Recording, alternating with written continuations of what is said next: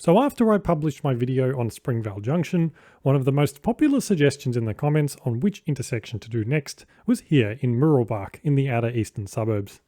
Known as Five Ways, it's surely one of the strangest intersections in Melbourne, and looking at it on a map, it's easy to see why.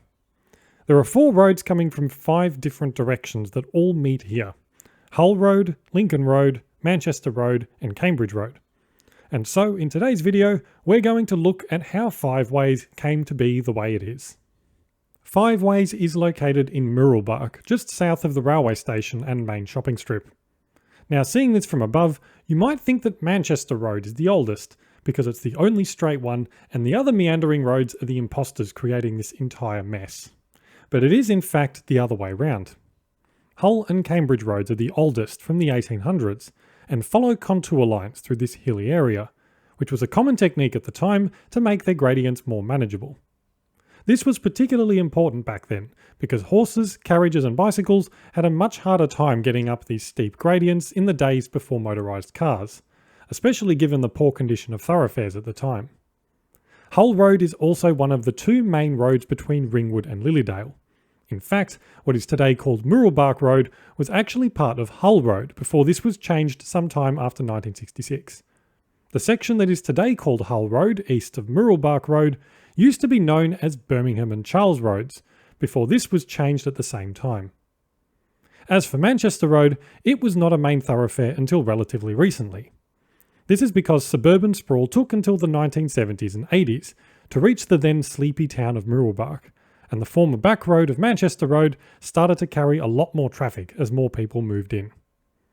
The original layout of these intersecting roads was as 3 separate intersections with Hull Road, one each for Lincoln, Manchester and Cambridge roads. This was not a very easy arrangement to understand, and there were frequent complaints.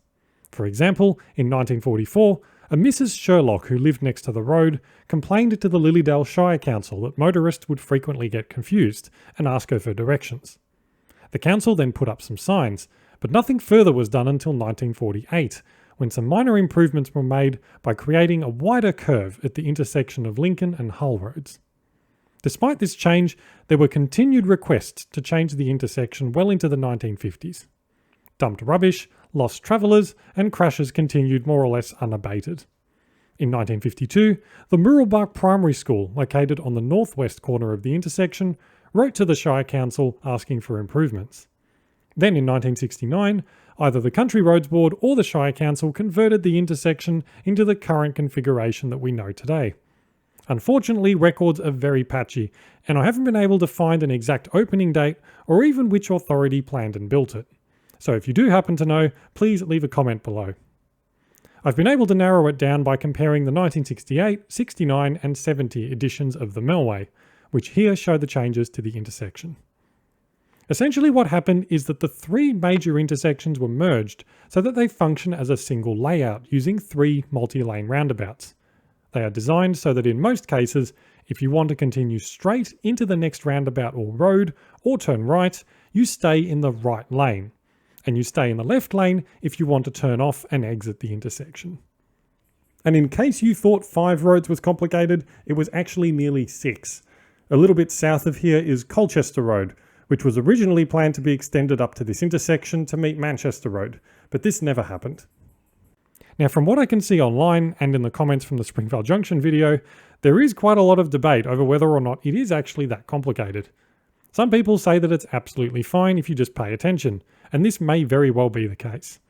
But I will say one thing that I think we can all agree on is that it is awful trying to cross here if you are walking. There have been some improvements made recently, it seems, but it does take forever to get across. The high design speed of the roundabouts mean that you are in constant danger of someone not giving way or stopping at a red light, and the routes that you need to take to cross are very long just to travel a relatively short distance. And because it's a roundabout, cars are not legally required to give way to any crossing pedestrians on their approaches. Anyway, very little has changed to the layout since 1969. Other than some development nearby and the addition of a signalised pedestrian crossing on Hull Road, it's stayed this way for over 5 decades. So if you're after a bit of a cheap thrill and have nothing better to do, come on down and try driving through Five Ways. Just don't try to do your learner's driving test through here. Thanks for watching. If you enjoyed this, please subscribe to the channel so that you can stay up to date on future videos. And if you're interested in bonus content like early access, consider signing up to be a supporter at members.philipmallis.com. As always, thank you so much for watching, and I'll see you next time.